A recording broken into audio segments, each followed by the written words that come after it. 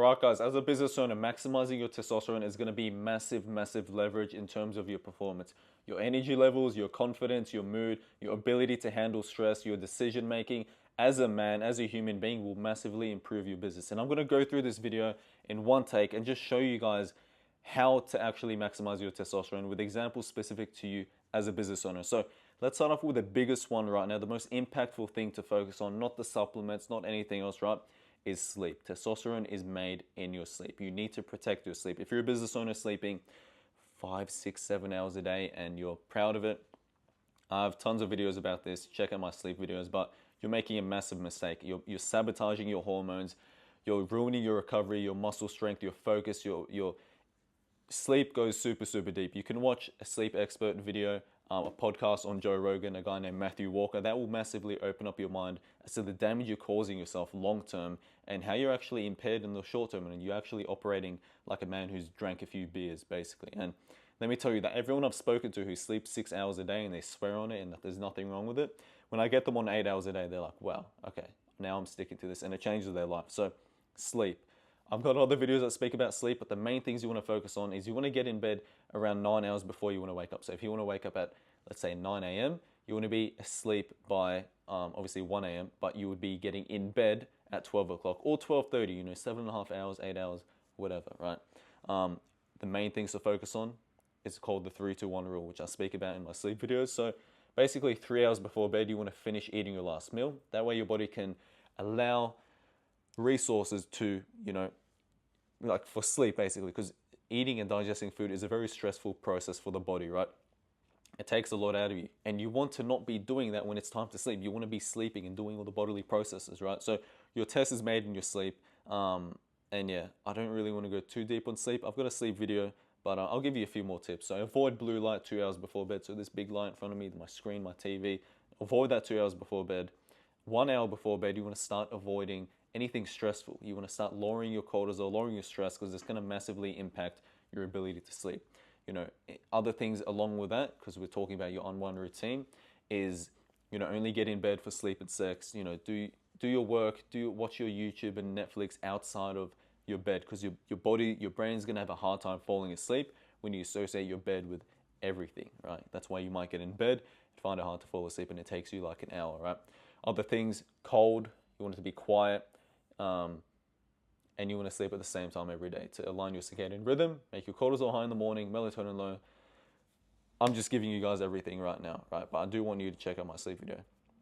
Besides that, the other thing that people miss is morning light. So your morning light is going to help you with your sleep, right? You're basically signaling to your body that right now is the morning and later on is going to be nighttime. So it knows, and you're going to feel sleepy at night, naturally not fighting into hormones. So that's all I'm going to give you for sleep, right? Massive, massive, massive. Please do not skip that. I already gave you some tips that you can action on right now in case you're too lazy to watch the video, right? The thing after that is a clean diet, dense with nutrients, and especially healthy fats. Why healthy fats? Well, healthy fats contain cholesterol. Cholesterol is needed for testosterone, to produce testosterone. It's one of the precursors, right? So along with that, a clean diet. If you're having a bunch of chemicals and processed foods, that's going to destroy your hormones. It's going to raise your estrogen likely. It's going to lower your testosterone, increase your stress, increase inflammation, which is not good at all, right? So you want to be focusing on obviously unprocessed foods, things like eggs, beef, salmon, other kinds of fish, chicken, fruit, raw honey, dairy, that kind of thing. Avoid the things that your body's actually allergic to. I'm not telling you to do that. We all have we're all a little bit different in a way, right? The best thing to do is likely to do a blood test and a gut health test, and then you're going to figure out the foods that work with you and the foods that don't work with you. But you need to eat clean. You need to eat dense, nutrient-rich foods with healthy fats. Don't be afraid of fats. It's a complete lie. Cholesterol, it's a lie. Have loads of fats. It's good for you. Tell me a doctor that tells you that having fats is bad, and look at his physique, and look at me. I'm telling you to have, I'm actually on a cut, so I don't look that big, but I was massive before. Anyway, next thing, lower your stress. I used to do everything else right, but my stress was very high. I don't think I ever got my testosterone high, because when your cortisol is high, your stress hormone, your testosterone cannot be high. They work in opposite balance, right? So when your test is high, your cortisol is usually low, or it must be low. And if your cortisol is high, your test will be low. So You need to, a lot of people think when it comes to testosterone, it's about doing more, training more, doing more, seeing more girls, doing more things in business, saying yes to everything. Well, in reality, it's about doing less. Relax, do less, stare at the wall, meditate, chill out, lower your cortisol. Lower your cortisol, right? Super, super important. I don't need to touch on that too much, right? The other thing, sunlight. Sunlight is so good for you, but it's also, vitamin D is a precursor to testosterone, similar to cholesterol. So if you're sleeping well, you're eating clean, you're having tons of healthy fat, and you're getting a ton of sun, your test is going to start increasing a lot, right? So that's sunlight. In terms of how to actually implement this, go outside in the morning, have your lunch outside, take calls outside. It's not very hard. When you have the intention and the understanding as to why this is important, you will find a way. The sun is always there. It's always waiting for you. You don't need it to be bright and sunny, like in some tropical place, right? Just get some sun on your skin for 20, 30 minutes a day, right? The next one, that's pretty much the fundamentals, right? Except for the last one, which is lifting heavy weights. So martial arts, running, all that stuff is cool, right? You know, but you want to be training. If you're really trying to optimize for testosterone, which is massive leverage, as I said, in terms of business performance, lift heavy weights. Start off with 3 days, lifting heavy compounds. Obviously, lifting the right way. Follow a strength program. It's not hard to figure one out. You can chat GBT it. You know, you just want to make sure you're recovering properly. You're actually lifting heavy weights, anywhere from 6 to 12 reps per set. Let's say 3 sets per exercise. Let's say if you're doing a push-pull legs, if it's push, you do 2 chests, 2 shoulders, 2 triceps. If it's pull, you do 2, I guess, vertical, 2 horizontal pulls, and 2 machines, whatever it might be. Let's say legs, you do squats, you do leg press, you do hamstring curls, you do another curl machine, you do calves, and maybe you do a hip exercise, right? But you want to be lifting anywhere from 6 to 12 reps, right? 3 to 4 sets, let's just say 3 to start off with. This is going to give you plenty of time to recover, because whenever you start adding in martial arts and running and you're going to the gym even more, you're getting to a point where you're actually diminishing your testosterone and your recovery is going to go down. Your test is going to go down. There's a lot of athletes that when it comes to game day, they actually have very low testosterone because they've been overtraining, especially fighters. They push themselves super, super, super hard and they end up with low testosterone, and it definitely affects them, right? So yeah, weight training, not too much, you know. Let's do a quick summary. So sleep, clean diet, nutrient dense, healthy fats, lift heavy. Well, actually I skipped that and I spoke about it in the end. Low stress, sunlight, weightlifting, right? Now the last one, the one that you guys probably have already tried, and I don't blame you, supplements, right?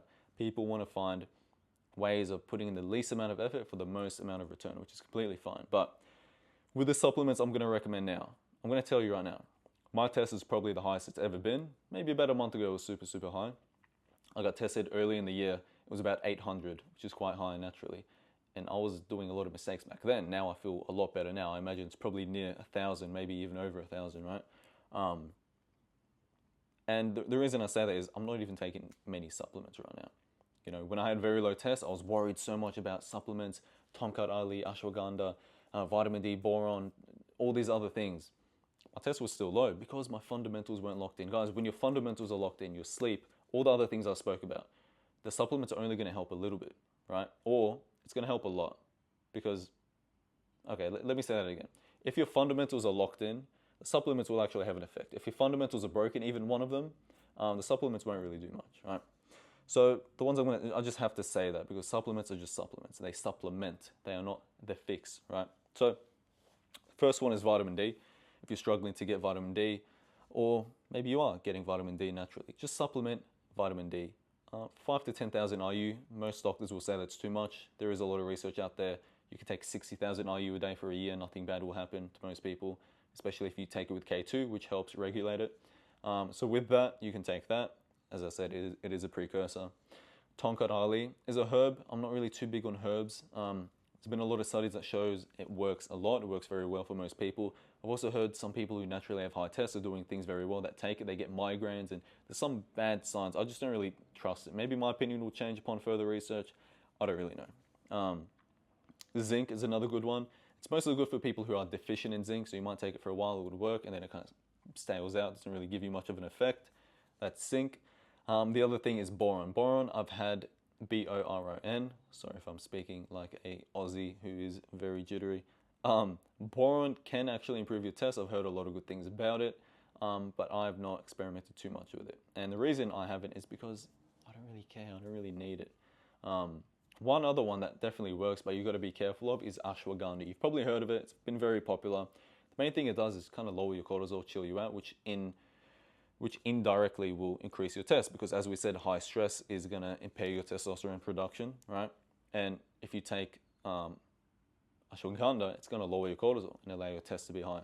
So that's how that works. You just got to be careful of it. The main things I know about ashwagandha is you want to cycle it. So take it for a month, get off for a week, or take it for 2 months, get off for 2 weeks, that kind of thing, because it can numb your emotions, which a lot of people report, and it kind of happened to me as well. I made the mistake of taking it for like 6 months straight, so that's my bad, right? But yeah, hope you guys found that useful. Again, take action on this. I've got other separate videos that goes into details on supplements and sleep, and I'm going to make one on training soon, but all this kind of stuff. So if you want to further your understanding, check out my other videos. But yeah, if you found this useful, leave a like, sub, comment. If you want to work with me or see how we could work together, I've got a link in the bio to my Instagram. Just message me the word audit and I'll give you a free performance audit. Short call, no pitch, just for me to kind of understand where you're at, where you want to get to, and give you some kind of game plan going forward. So yeah, I'll see you guys in the next one. Ciao.